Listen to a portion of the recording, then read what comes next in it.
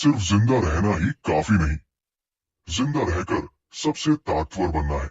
एक टाइम था जब जिन सियोवून आर्मी से वापस आके बस एक लूजर की तरह गेम्स खेलता रहता था।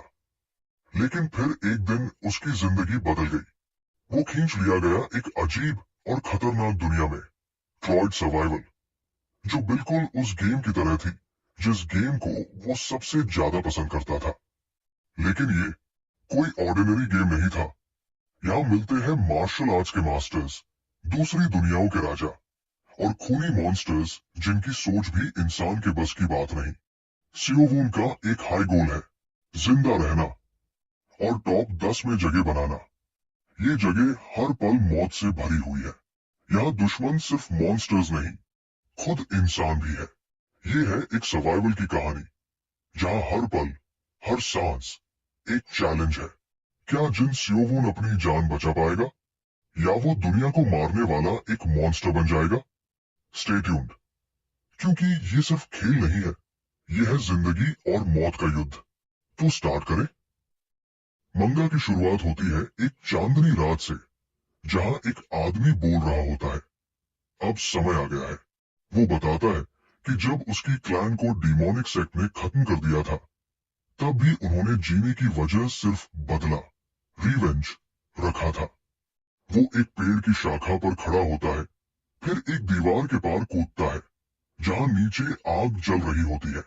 एक गार्ड वहां पहरे पर खड़ा होता है। तभी अंधेरे से कुछ हाथ निकलते हैं और गार्ड की गर्दन ऐसे घूम जाती है जैसे मैं तुम्हारी माँ को रास्ते में देख लूं। LOL savage burn. वो कहता है कि गार्ड के गायब होने से पहले ही सब निपटा देगा। कत्लेआम चालू रहता है और तभी एक बूढ़ा आदमी बोलता है कि बाहर बहुत शोर है। जब वो ऊपर देखता है, उसकी आंखें खून जैसी लाल होती है। बाहर वाला आदमी कहता है कि तेरे लोग मर रहे हैं और तू ध्यान मग्न बैठा है, तू हमेशा की तरह बेदिल है। बूढ़ा जवाब देता है कि वही बात वो उसके बारे में कह सकता है, तू बिना कुछ जाने ही तबाही मचा रहा है। वो बोलता है कि जैसे पहाड़ पर चढ़ते वक्त इंसान नीचे कीड़ों पर ध्यान नहीं देता, वैसे ही असली मार्शल आर्टिस्ट सिर्फ पिन्नेकल देखता है। तभी पता चलता है बाहर वाले का नाम काम विन है। विन बोलता है, आज तुझे मैं अपने हाथों से मारूंगा। बातों से लड़ाई शुरू होती है। विन की हथेली से नीली बिजली निकलती है, जिसे कहते हैं हेवनली लाइटनिंग फिस्ट। वो सीधा वार करता है, लेकिन बूढ़ा हंसता है और अपनी आर्ट चलाता है, हेवनली ब्लड टाइड आर्ट। एक जबरदस्त एनर्जी बीम निकलती है जैसे ड्रैगन बॉल जेड में होती है, और वही बीम विन की हथेली चीर देती है, उसके चेहरे को घायल कर देती है। बूढ़ा बताता है कि वो स्वॉर्ड की थी। फिर कहता है, आज तुझे तेरे बाप से मिलाने भेजता हूं। विन को गुस्सा आता है। वो हेवनली डिवाइन पाम चालू करता है और एनर्जी बीम तोड़ देता है। बूढ़ा हैरान रह जाता है कि उसकी स्टील टेम्परिंग आर्ट किसी के नंगे हाथों से हार गई। विन एक जोरदार पंच से बूढ़े को दीवार में दे मारता है, फिर गुस्से में बोलता है, अपने गंदे मुंह से मेरे बाप का नाम लेना बंद कर दे। बूढ़ा बोलता है, मुझे पहले ही तेरे क्लाउड ड्रैगन सेट को खत्म कर देना चाहिए था। और वो एक गोल्डन गिलास जैसा गोड निकालता है। विन पूछता है, क्या ये एलिक्सर है? बूढ़ा उसे एक ही बार में पी जाता है और विन बोलता है, इतनी मात्रा में पीने से तू डिमोनी की डेविएशन का शिकार हो जाएगा। तभी पर्पल एनर्जी बाहर फूटने लगती है और बूढ़े की आंखें बाहर निकलती है। पूरा शरीर ओवरलोड हो जाता है। फिर बूढ़ा अचानक पीछे से वार करता है और कहता है, अब तेरा अंत है। विन कुछ नहीं कर पाता, लेकिन तभी कोई और बैरियर स्पेल डालता है जो विन को बचा लेता है। एक नया बंदा आता है। विन उसे ग्रेट मेज बुलाता है, लेकिन वो बोलता है, मैंने कहा था ये घटिया निकनेम मत इस्तेमाल किया कर। विन बताता है, ये वही है जो कहता है कि वो किसी और दुनिया से आया है, और अगर ये ना होता तो मैं मर चुका होता। फिर सीन कट होता है और कोई लड़का चिल्ला रहा होता है, वेट। वो सोचता है कि ये तो कोई नॉर्मल मुरीम स्टोरी थी, फिर ये हाई लेवल मेज कहां से आ गया? वो बुरी तरह कंफ्यूज होता है और कहता है कि ये ऑथर जरूर कुछ नशे में होगा। उसका नाम है जिन सियोवून, 23 साल का लड़का। 6 महीने पहले आर्मी से डिस्चार्ज हुआ और अब कॉलेज जाने की तैयारी कर रहा है। तभी उसका दोस्त मैसेज करता है, रैंक खेलना है क्या? सियोवून सोचता है, क्या इसके पास कोई और खेलने वाला नहीं है? सियोवून का सपना था सर्टिफिकेशंस लेकर वापस पढ़ाई करना, लेकिन अब वो सारे फन चीजों में खो गया है। वो बाहर जाता है, पैसे हैं थोड़े बहुत, लेकिन सोचता है कि कोई पार्ट टाइम जॉब ढूंढनी पड़ेगी। उसे मुरीन नॉवेल्स बहुत पसंद है और वो सोचता है कि काश मैं भी किसी फैंटेसी दुनिया का हीरो होता। वो एक पीसी कैफे में जाता है। कैशियर उसे पहचानता है, पूछता है, आज फिर लॉयल ग्राउंड खेल रहा है? सियोवून बोलता है, हाँ, 10 घंटे लगाओ।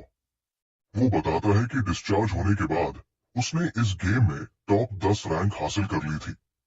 गेम है पबजी टाइप, जहां 100 बंदे एक प्लेन से गिरते हैं, हथियार उठाते हैं और लास्ट तक जो जिंदा बचा वो विनर।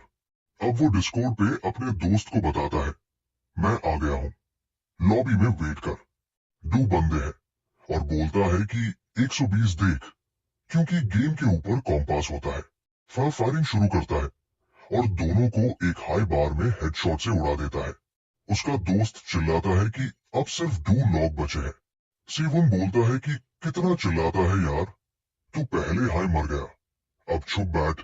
फार्म करते हैं और सेफ जोन ढूंढते हैं। उसका दोस्त कहता है कि मैं सिर्फ तुझ पर भरोसा करता हूँ। सर्कल क्लोज हो रहा होता है और कुछ प्लेयर्स एक बिल्डिंग की तरफ भाग रहे होते हैं। जब वो धीरे से अंदर घुसते हैं तो उन्हें कुछ लूट पड़ी होती है, जैसे फर्स्ट एड किट, और कहते हैं कि लगता है अभी तक कोई आया नहीं। पार ये क्लियरली बेट होता है। जो भी पबजी खेला है वो समझ जाएगा कि जब वो बंदा अंदर जाता है फ्री लूट लेने, तो देखता है कि सियोवून का कैरेक्टर एक कॉर्नर में कैंप कर रहा होता है। बाहर वाला बंदा गन शॉट सुनता है और देखता है कि उसका टीममेट मर गया और बोलता है, भाई ये बंदा अंदर छुप के बैठा था। वो भागना स्टार्ट करता है बिना ट्रेड किए और पीछे से हेडशॉट पड़ता है। अब सिर्फ एक बंदा बचा है, सियोवून, और उसने चिकन डिनर जीत लिया। उसका दोस्त कहता है, भाई तू तो ओपी है, और सियोवून कहता है, क्यों लगा जल्दी, कल से पढ़ना स्टार्ट करना है। वो लाइंस जो हम सबने बोली है लेकिन फॉलो कभी नहीं की। तभी उसके फोन पे एक नोटिफिकेशन आता है। उसकी माँ का मैसेज होता है। वो पूछती है कि पढ़ाई ठीक से हो रही है या नहीं। बताती है कि एकेडमी फीस भेज दी है और थोड़ा एक्स्ट्रा पैसा भी, और कहती है कि अच्छा खा लिया कर। सियोवून थैंक यू बोलता है और सोचता है कि कल से वाकई सीरियस हो जाएगा। फिर वो अपने दोस्त को बोलता है कि कल से मैं गेम नहीं खेलूंगा। दोस्त कहता है, अरे क्लैन वॉर के लिए बोला था भाई। सियोवून बोलता है, नहीं यार, मुझे इंग्लिश एकेडमी ज्वाइन करनी है। माँ के टेक्स्ट देख के गिल्टी फील होता है।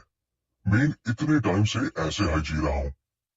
रात में वो डूम स्क्रॉलिंग कर रहा होता है, रील्स और शॉर्ट्स देख रहा होता है, जहां लोग बोल रहे होते हैं कि मिस्टीरियस पावर्स वाले लोग अलग देशों में देखे गए हैं और वो खुद को प्लेयर्स बोल रहे हैं।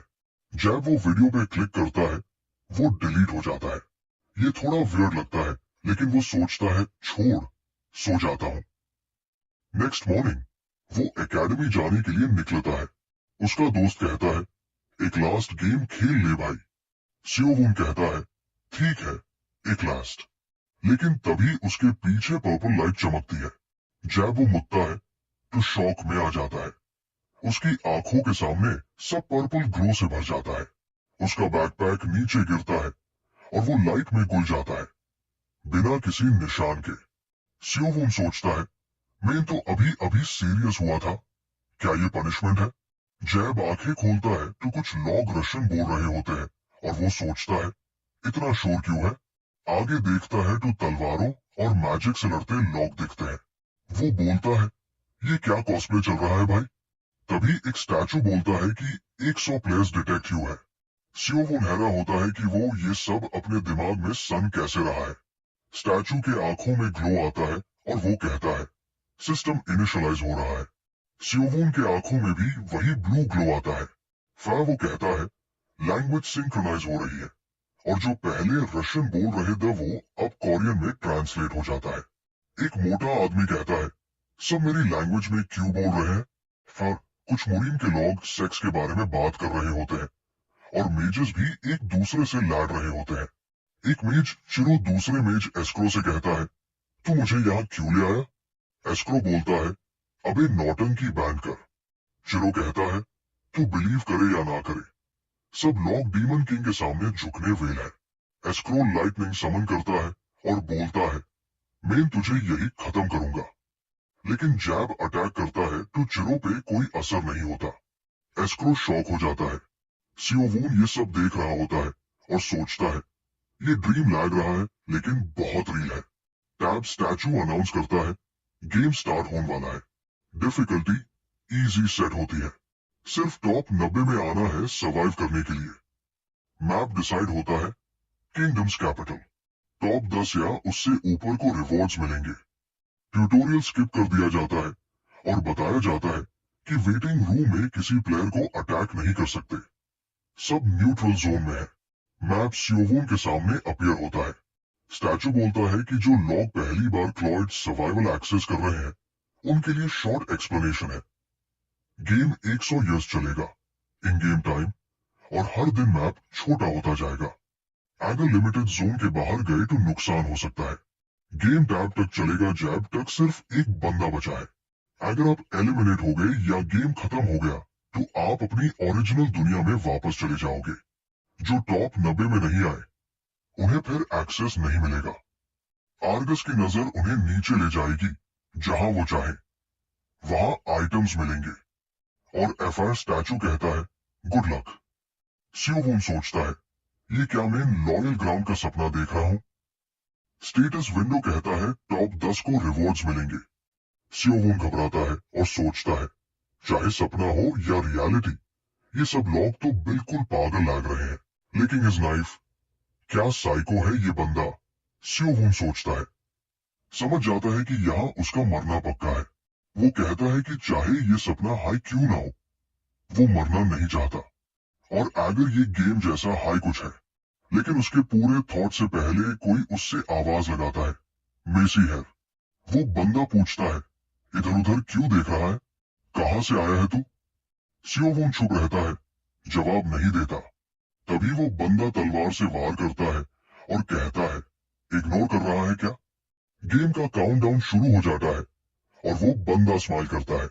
वो बंदा पूछता है, ऐसी सिचुएशन में स्माइल क्यों कर रहा है? पागल है क्या? और जैसे हाई काउंटडाउन 1 होता है, सियोवून कहता है, सिंपल रीजन है, मैं एक मजेदार सपना देख रहा हूं, तो एंजॉय क्यों ना करूं? और उसके पास गेम का एक्सपीरियंस है जिसे वो शॉर्ट में लॉग बोलता है, जिसे वो ऐसे लॉग ऑन को इजीली हरा सकता है और सर्वाइव कर सकता है। अब क्लॉइड सर्वाइवल का डे 1 शुरू होता है।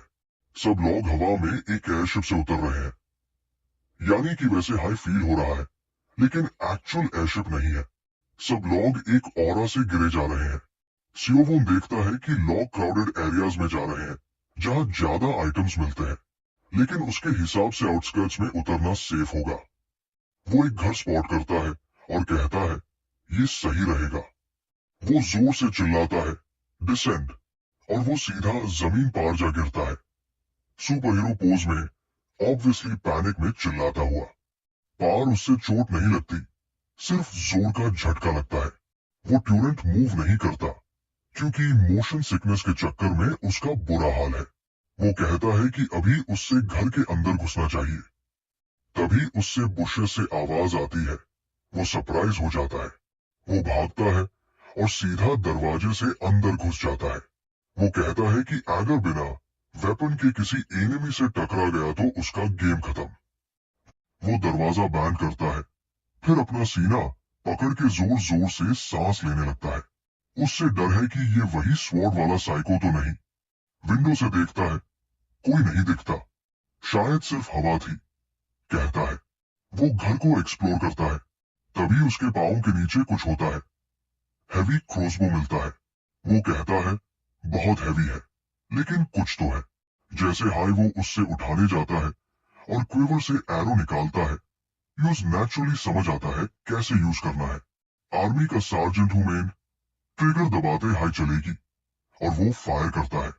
एरो वॉल के आधे हिस्से में घुस जाता है और उससे पीछे गिरता है। वो हैरा होता है, इतनी पावर। यूजफुल है अगर सही से यूज करना सीख लूं। वो और एक्सप्लोर करता है, कुछ नहीं मिलता तो और बिल्डिंग्स की तरफ भागता है। वो कहता है अगर स्टार्टिंग में एनिमी नहीं मिला तो मैं सेफली लूट कर सकता हूँ। वो एक और घर में एंटर करता है, क्रॉसबो रेस करके क्लियर करता है। टेबल पर एक स्क्रॉल बधी होती है, हीलिंग स्क्रॉल। उससे मिलता है और पढ़ता है। छोटी सी स्क्रॉल है, फाड़ दूंगा तो चोट ठीक हो जाएगी। वो हैरा है कि ऐसे आइटम्स भी एग्जिस्ट करते हैं। फिर उसकी नजर एक ग्लोइंग पर्पल बुक पर पड़ती है, black star leader martial arts book. वो कहता है डार्क एनर्जी फिंगर से निकलती है, सीखूं क्या? एक्सेप्ट करता है। बुक ग्लो करने लगती है और पेजेस खुद भी खुद फ्लिप होते हैं। बुक डिसोल्व होने लगती है और वो कंफ्यूज्ड है।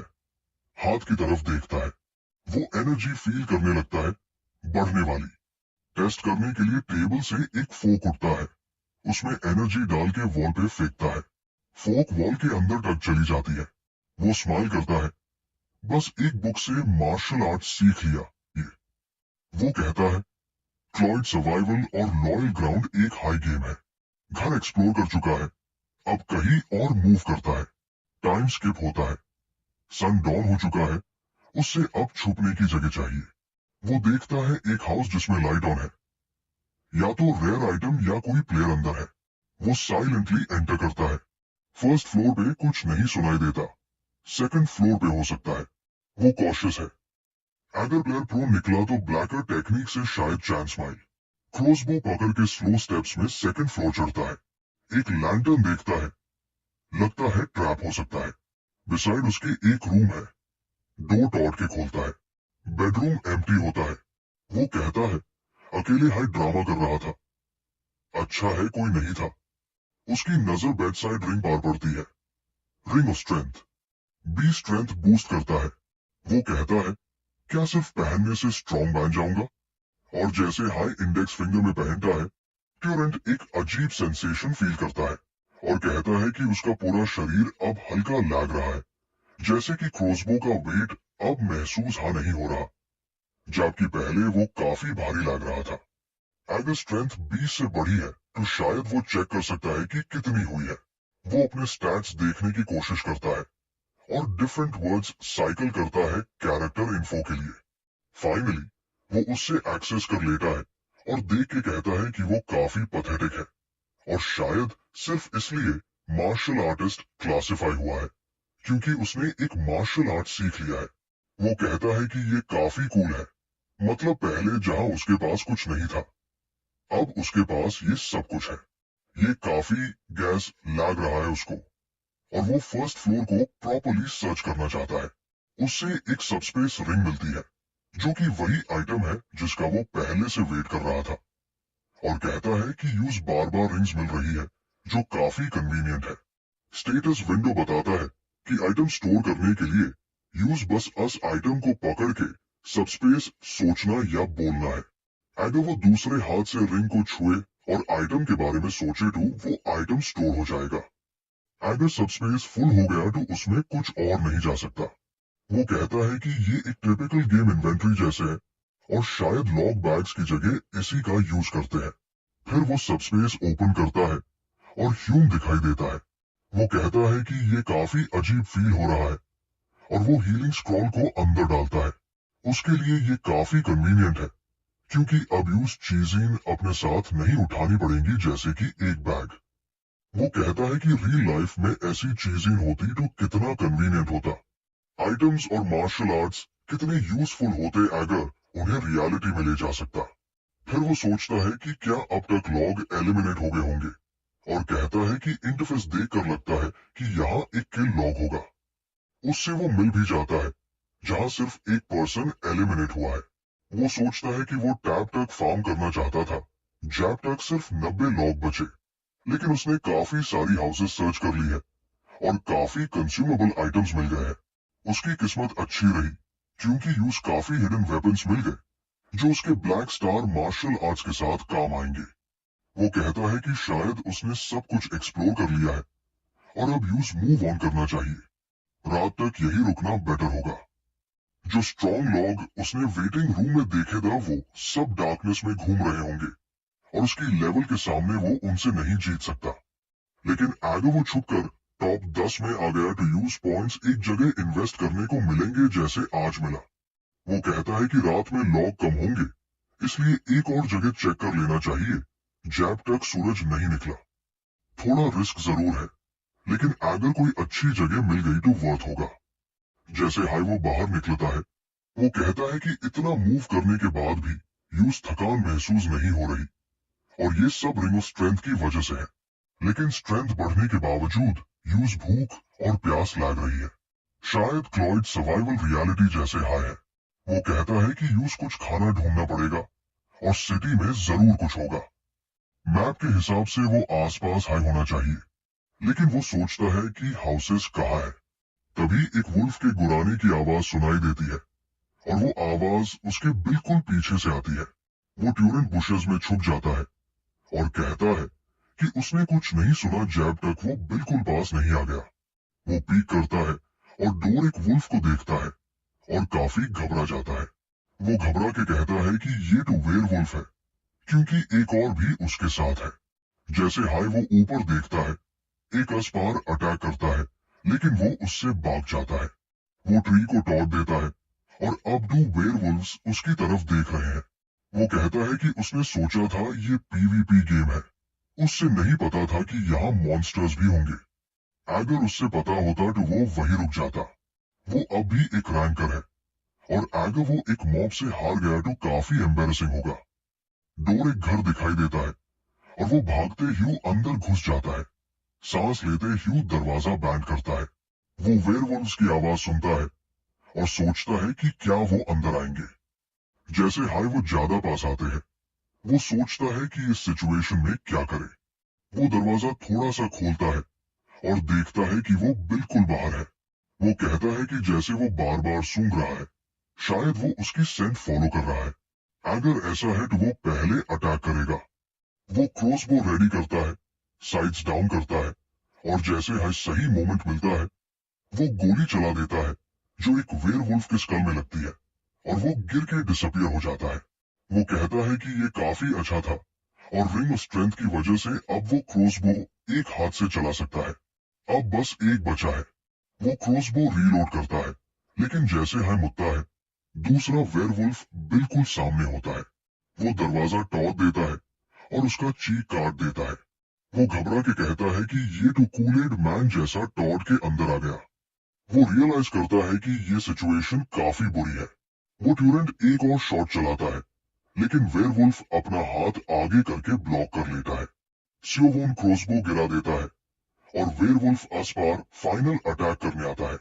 वो कहता है कि अभी नहीं, और ट्यूरेंट सबस्पेस से एक वेपन निकालता है जो शायद एक चम्मच भी हो सकता है, लेकिन वो उसमें ब्लैक स्टार मार्शल आर्ट्स का एनर्जी भर देता है और वेयरवुल्फ के शरीर में सीधा होल कर देता है, जो वॉल तक चला जाता है। सियोवोन कहता है कि एक सिंपल मॉब से वो कभी नहीं हारेगा। जैसे हाई वो डिसअपियर होता है, वो राहत की सांस लेता है और घुटनों पे गिर जाता है। कहता है थैंक गॉड कि उसने वो थ्रोइंग डैगर स्टैश करके रखा था। वो सोचता है कि अगर मॉब से हाई हार गया होता तो कितना एम्बेरसिंग होता। उसके सामने एक छोटी सी पाउच पधी होती है।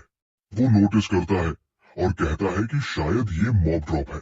जब वो उससे खोलता है तो उसमें सिर्फ पानी और जर्की होती है। वो कहता है कि अब वो खुद हाई फूड हंट करेगा और विश करता है कि कुछ और होता। जैसे हाई वो खाना शुरू करता है, वो सोचता है कि आसपास चेक करे।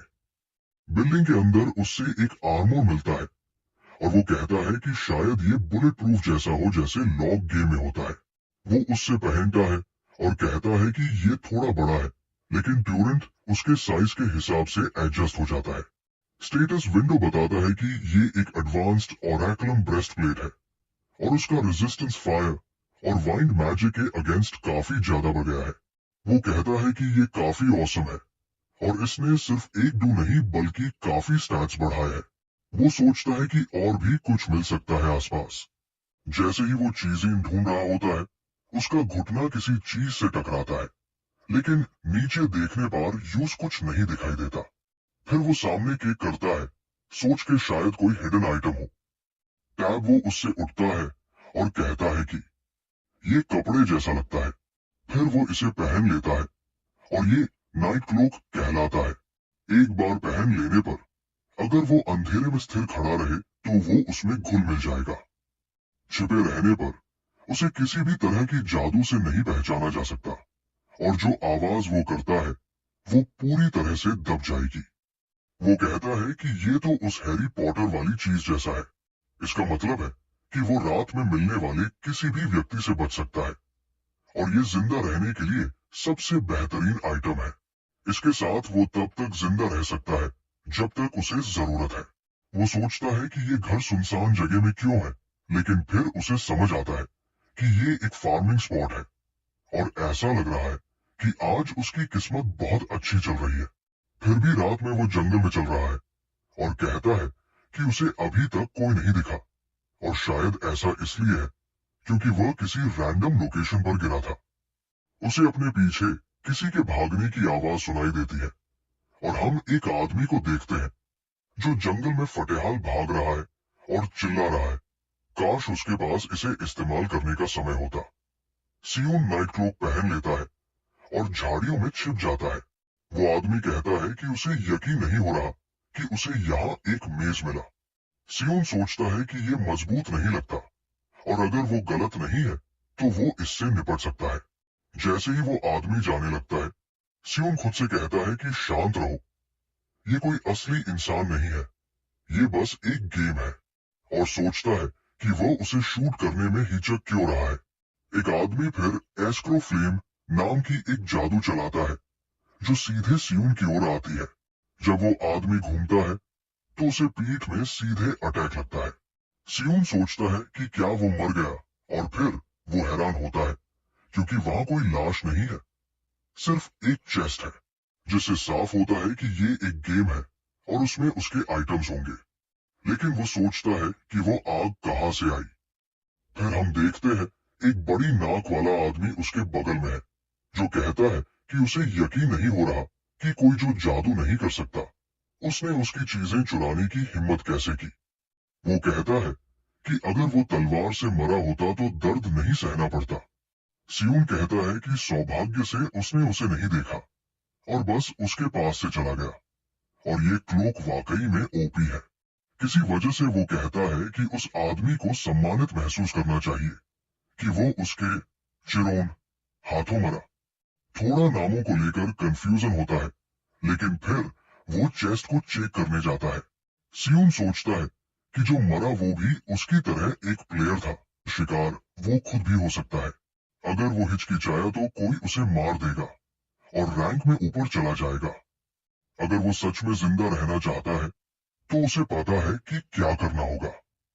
बड़ी नाक वाला जैसे ही आइटम सॉर्ट कर रहा होता है, पीछे से एक अटैक आता है और उसकी बैरियर पर लगता है। वो घूमता है और उसकी बैरियर में क्रैक आ जाता है।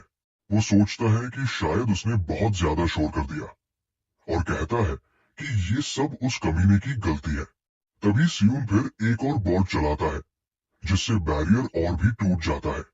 बड़ी नाक वाला आदमी सियून को नहीं देख सकता, लेकिन उसे अंदाजा है कि वो किस दिशा में है, तो वो उसकी ओर एक फायर बॉल फेंकता है। वो पूछता है कि वो कहाँ छिपा है, और कहता है कि सामने आकर मरे, कायरों की तरह क्यों छिप रहा है। अब एक थ्रोइंग नाइफ झाड़ियों से निकलती है और बड़ी नाक वाले के साइड में जाती है। वो घूमता है और उसकी बैरियर उसे बचा लेती है, लेकिन अब बैरियर पूरी तरह टूट जाती है। वो बेहद घबराया होता है, लेकिन फिर भी पूछता है कि वो कहाँ छिपा है। सियोन फिर क्रॉसबो उठाकर एक और शॉट के लिए तैयार होता है। बड़ी नाक वाला फिर से एस्क्रो फ्लेम कास्ट करने की कोशिश करता है, लेकिन इससे पहले कि वो पूरा कर पाए, उसे सीधा माथे में एक थ्रोइंग नाइफ लगती है और उसकी आंखों से आंसू बहने लगते हैं। उसके आखिरी शब्द अधूरे मंत्र बोलते हुए ही निकलते हैं, जब उसके सिर को वो अटैक पूरी तरह उड़ा देता है। सियोन हैरान होता है कि वो जीत गया। अब वहां दो लूट बॉक्स होते हैं। वो कहता है कि अगर किसी ने ये आग देख ली और उसका पीछा किया तो ये बहुत परेशानी भरा होगा, इसलिए उसे जल्दी से लूट कर निकल जाना चाहिए। वो सबसे पहले बड़ी नाक वाले की चेस्ट को चेक करता है और जितनी चीजें हो सकती है सब कुछ सब स्पेस में डाल देता है, और एक और हीलिंग आइटम भी मिल जाता है। फिर उसे एक आइटम मिलता है जिसका नाम है एस्क्रो की नेकलेस।